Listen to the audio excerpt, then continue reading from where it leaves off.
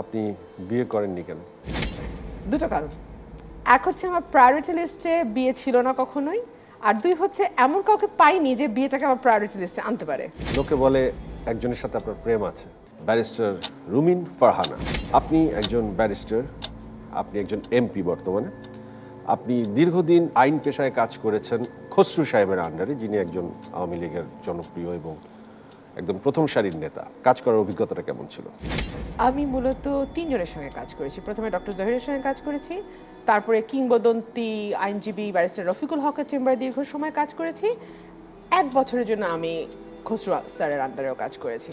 চমৎকার অভিজ্ঞতা, প্রচুর কাজ, শিখবার প্রচুর সুযোগ, এবং আমি শিখেছি অনেক। বান্ডেল থাকলে প্রতি সেনমানিতে টাকা বাঁচবে। বিকাশ সেনমানি বান্ডেল কিনে জিতুন প্রতি লেনদেনে। তো আপনি ওনার প্রতি কৃতজ্ঞ?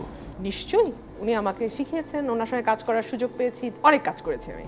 আপনার নেত্রী যখন জেলে গেলেন, আপনি শুধু টক শোতে এসে যুদ্ধ করলেন।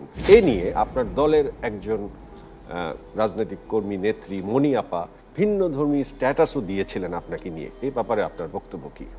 হাতে হাতে মোবাইল ফোন, হাতে হাতে ইন্টারনেট, যে যার মনের কথা প্রকাশ করতেই পারেন। সেটা একই সঙ্গে তার রুচি, পছন্দ, শিক্ষা, পারিবারিক শিক্ষা সবকিছুই প্রকাশ করবে। তবে এই বিষয়ে আমি একটা কথা খুব পরিষ্কার বলতে চাই যে একটা শরীরের প্রত্যেকটা অঙ্গের প্রয়োজন আছে। আপনার হাত ছাড়া কিন্তু আপনি কিছুটা অচল, আপনার পা ছাড়াও আপনি ঠিক সেরকমই কিছুটা অচল, আর মাথা যদি কাজ না করে একেবারেই অচল। সুতরাং কোনো অংশকেই আপনি ছোট করে দেখবার কিছু নেই। আর শুধু টক শোতে নয়, আমি আন্তর্জাতিক ক্ষেত্রেও কাজ করছি। আমাকে বেশিরভাগ সময় বিদেশ সফরে থাকতে হয়। আপনি জানেন যে বেশ কয়েকবার ফোন করে আপনি আমাকে পাননি। আমি দলীয় কাজেই বিদেশ সফরে গিয়েছিলাম, আমি আবার যাচ্ছি।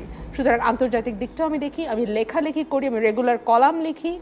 এবং এখন যেহেতু সেই অর্থে রাজপথে আন্দোলন করাটা খুব ডিফিকাল্ট, এবং আন্দোলনকেও করতে পারছে না সত্যিকার অর্থে সেই চাপের মুখে, সেখানে একমাত্র ফোরাম আছে, হয় আপনি অনলাইনে বলবেন, অথবা আপনি টেলিভিশনে বলবেন, টক শোতে বলবেন, লেখালেখি করবেন। তার সবগুলো ফোরাম আমি ইউজ করছি। আপনি বিয়ে করেননি কেন? দুটো কারণ। এক হচ্ছে আমার প্রায়োরিটি লিস্টে বিয়ে ছিল না কখনোই, আর দুই হচ্ছে এমন কাউকে পাইনি যে বিয়েটাকে আমার প্রায়োরিটি লিস্টে আনতে পারে। লোকে বলে একজনের সাথে আপনার প্রেম আছে।